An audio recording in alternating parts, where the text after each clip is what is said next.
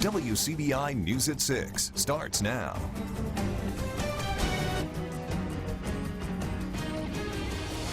Good evening, everyone. After a week on the run, the suspect in a Baldwin homicide is behind bars. Gary Scotty McDonald was captured in a wooded area near Highway 366 and County Road 5321 in Prentiss County today. McDonald is accused of shooting and killing his ex-girlfriend Connor Noel Kyle at an apartment next door to Adams Auto Sales on 4th Street.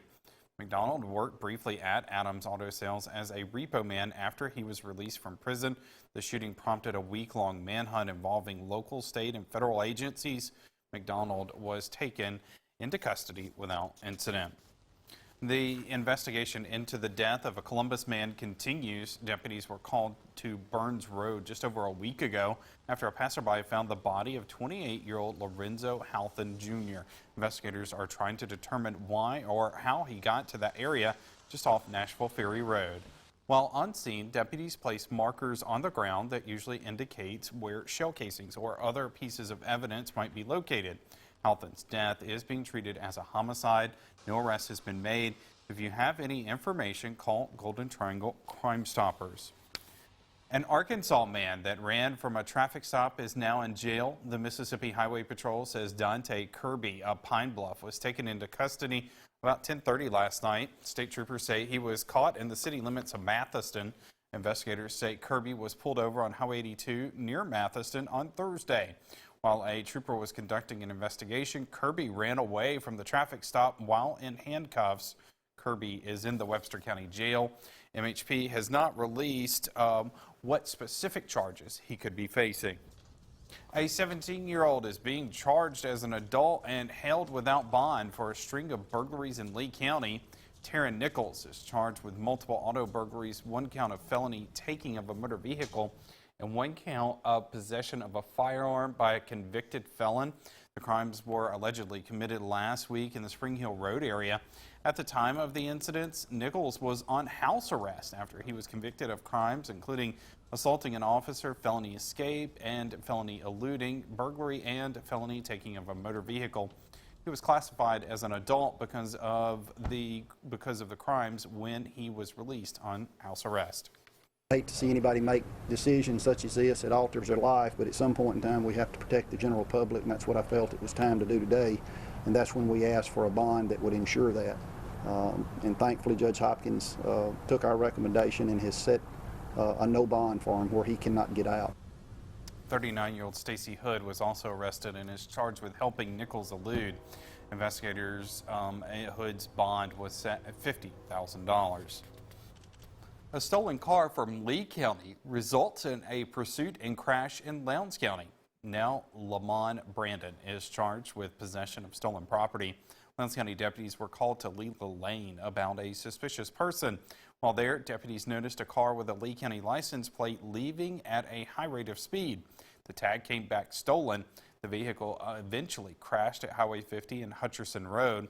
That's where Brandon was arrested. He remains in the Lowndes County Jail. A Starkville man is accused of hitting a 13-month-old child and a woman with a hammer. Darius McGee of Starkville is charged with aggravated assault, domestic violence, and child abuse. He was recently indicted by an Oktibbeha County grand jury.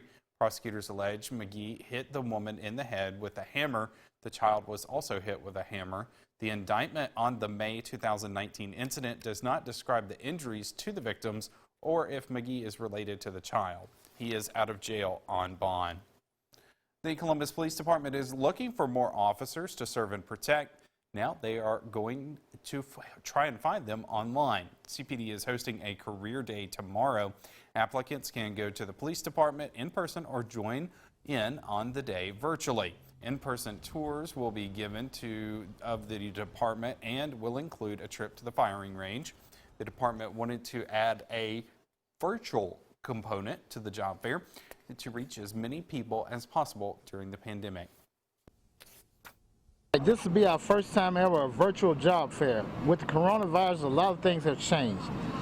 We're using this new platform now, doing a virtual online career fair where people can come from all over the country and ask questions about the police department, fill out applications, and won't have to be there. The job fair will be from 9 a.m. until 1 p.m. tomorrow. We have a pretty nice Friday afternoon going, but it's hot. Highs have been in the low 90s today. We are still right around 90 degrees plus or minus. The heat index right around 100. So yes, it's been a Friday sizzler out there. And our trends for the Columbus area and really everywhere else here. After 8 o'clock, we get back down into the mid 80s and overnight lows will be down in the low 70s in some spots, but some of you will luck out. We're thinking some upper 60s, maybe Bruce, Tupelo, Aberdeen, the Hamilton, Alabama, farther south, more in the way of lower 70s tonight, but mainly clear all night long. Tomorrow, warm, humid, low to mid 90s, much like today. We're going to still go with a chance for some showers and storms out there. There could be a few storm complexes that will try to come on down. We'll talk more about that and show you that very hot 7-day forecast in just a few minutes. A nursing home in Aberdeen is witnessing a rapid spread of the coronavirus. Staff members say the virus is spreading because employees are still having to come in to work despite showing symptoms and being exposed to the virus.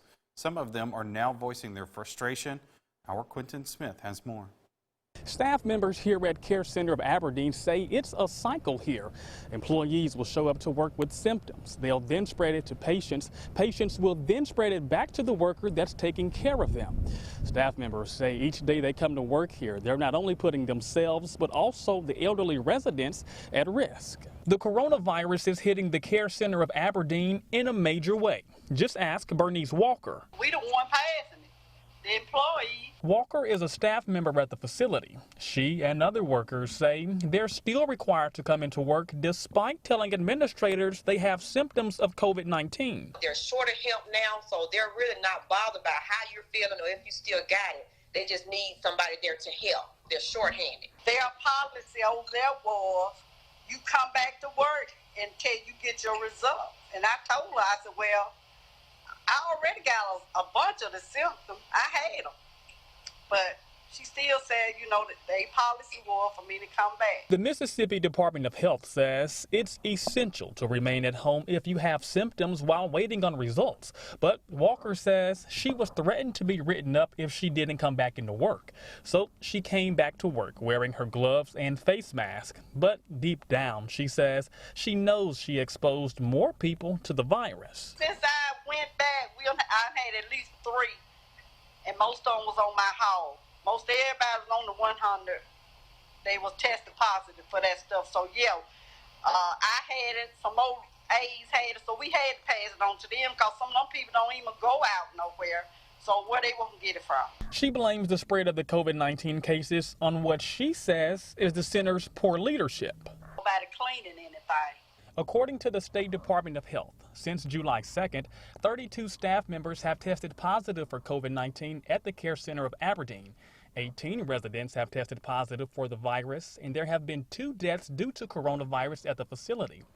Walker, along with Deborah Glaspie and Taquisha Randall, are 3 of the staff members to test positive. Randall is now waiting on the results from her 3rd test. I'm at the point now, I'm scared. You know, thank God I'm lucky that I made it through this. I don't know if I can get it again. If I do, I might not be as lucky. I think it's all about money for them. They're coming in and they're making sure the staff is there and they're not caring who has it and who don't have it. As long as you ain't just completely broke down, they want you at work. Now, we did reach out to Care Center of Aberdeen. They said they are following all CDC guidelines and that they have measures in place to keep everyone safe. They declined to give an on-camera comment. 1,031 new COVID-19 cases are being reported in Mississippi today. The Mississippi State Department of Health is also reporting 11 new fatalities. The state's death toll is now 1,215. 981 people are in hospitals across the state with either a confirmed or suspected COVID-19 case. 205 ICU beds are filled with patients. In our area, these are the counties with the highest number of new cases today. Grenada County, which is under a state-mandated mask order, saw 34 cases. Lafayette County had 27 and Octobaha 21. Daycares are open and trying to keep students safe under CDC guidelines. However, trying to keep germs out doesn't always mean they can't get in. Our Stephanie Poole joins us live in the studio with more. That's right, Joey. Temperature checks and hand sanitation are mandatory checkoffs at many daycares now. The Columbus facility is going beyond those measures after a student was infected with COVID-19. Over 100 kids are enrolled in Columbus Christian School. After briefly shutting down due to the pandemic, the school reopened, checking kids' temperatures and making employees wear masks. It's what we do to make sure that everyone can be as safe as possible and yet still living your life. Director Sylvia Collins says everything was going fine until a student contracted the virus. On July 4th, we had our first case, and we followed the protocol, the state protocol, which is simply you call the health department, our contact person.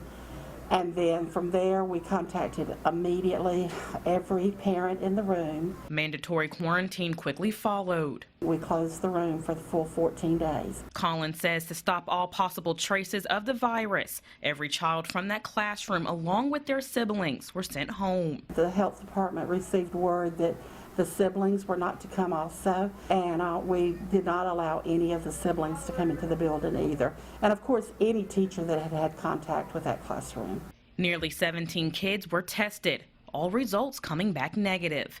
To keep students and teachers at low risk, weekly deep cleanings are a must. While they were here, we had the whole building done, and as of right now, we've not had any more cases. None of our teachers have tested positive. Collins says the school is complying within regulations of the CDC with COVID screening. Parents are dropping off their kids at the front door, and visitors must wear a mask along with other safety measures. Finding everybody, whether you're in child care or school or a business, that transparency is the only way to do the contact tracing. It's the only way to get it eradicated, is that you've got to be open and honest. Collins says all COVID prevention guidelines will remain in place until further notice. When we come back, we meet some Golden Triangle farmers who are taking the natural approach to helping out their neighbors.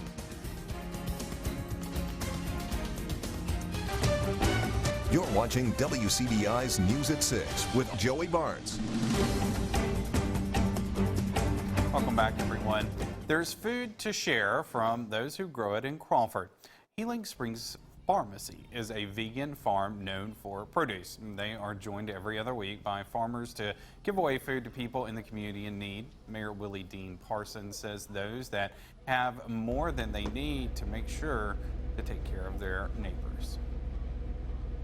This is really a good thing because some people don't have it and they have more than one person in the household and they're not working. And this is going to help the people that got children to put food on their table. And it's free, so they can come out and get it. Mississippi minority farmers have played a key role in organizing the giveaway. A lot of good-looking gardens around. We've had rain, now we've got the rain just continues day after day. Today, though, a nice little break here. Yeah. We dry things out temporarily, but we may see some storms this weekend. Currently across the region, upper 80s to around 90. We'll have that weekend forecast next. Stay with us.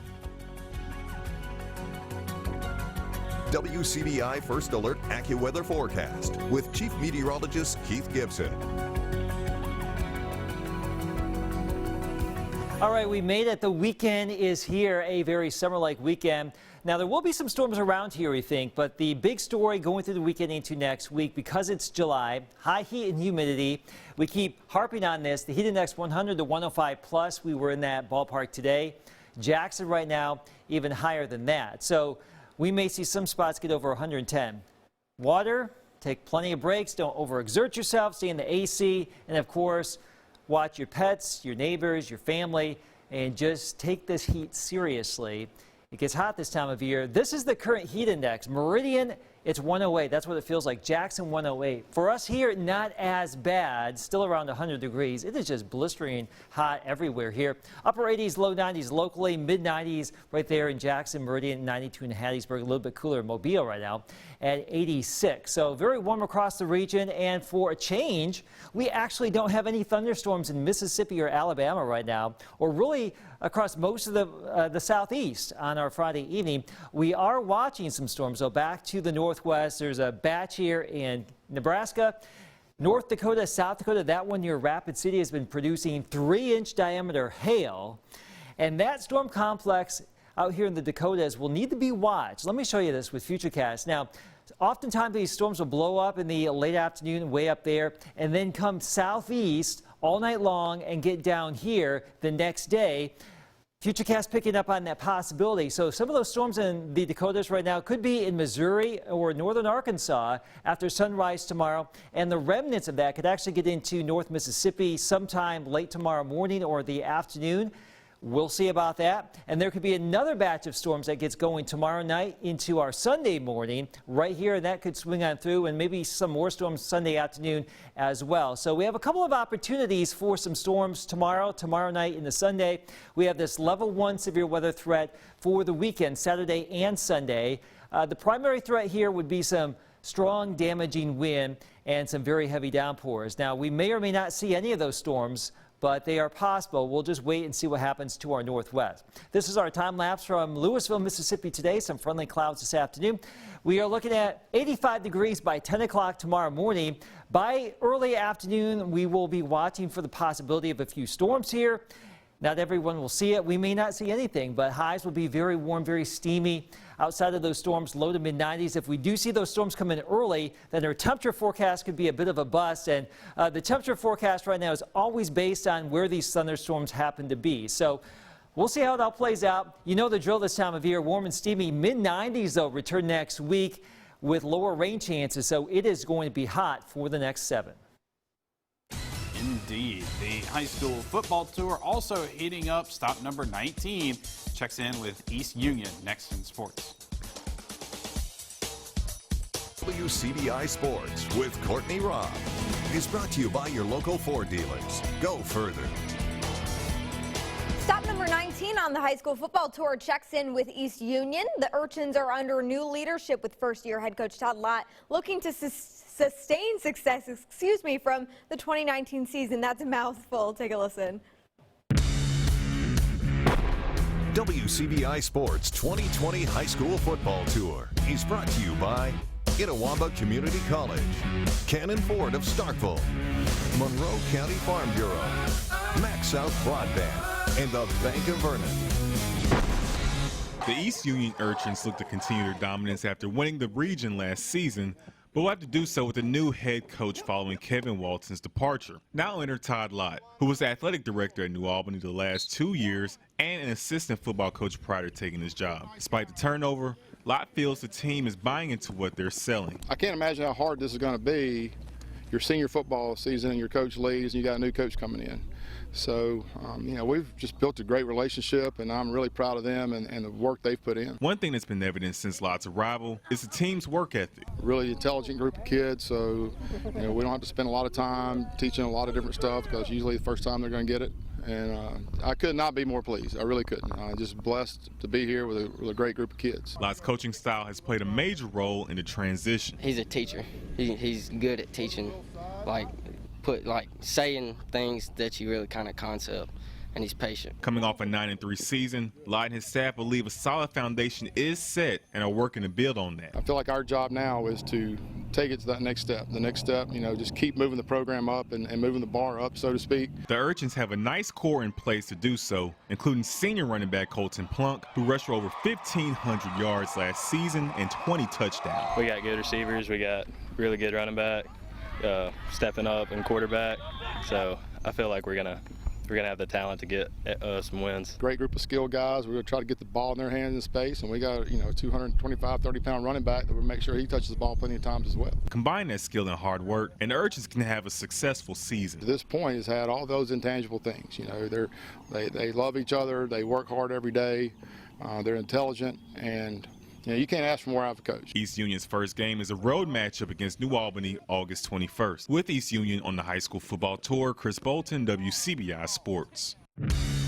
WCBI Sports 2020 High School Football Tour with East Union High School is brought to you by BNA Bank and F&M Bank. Over in Starkville, former Mississippi State Bulldog Jeffrey Simmons hosting his first football camp. Originally, the camp was supposed to be in Wcbi County, however, was moved due to COVID-19. The camp was free and kids of all ages were invited to come out and learn the game from the Mississippi Star. That's my thing. I want to give back so the kids can see, as you know, they have some type of, I wouldn't say hero, but someone to look up to in the community. A lot of people say, hero in our community. That just give me chills sometimes to see that and hear that. So I'm just able.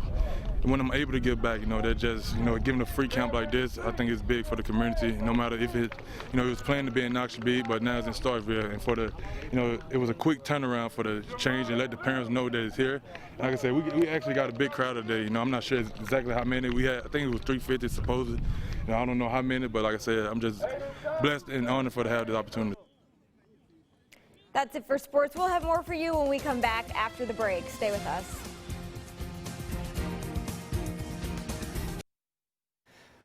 Showers and storms with the forecast on a scattered basis this weekend. Several storm complexes are possible, not definite. Don't cancel your plans here, but just try and stay indoors really for the next week. The heat will start to build in by the middle of next week, mid to maybe upper 90s here. Going to go with about 96, lows in the 70s. Although some spots tonight could actually get into the upper 60s, Joey. A little bit of a reprieve, but don't get used to it. It's July. I'm counting down to October, less than 90 days to go. Just flipping the calendar. October 21, I should say. There you go. That's what I'm waiting for. Well, I tell you what, those showers will feel good by Thursday. Yes. All right, thanks, Keith. Thanks for joining us, everybody.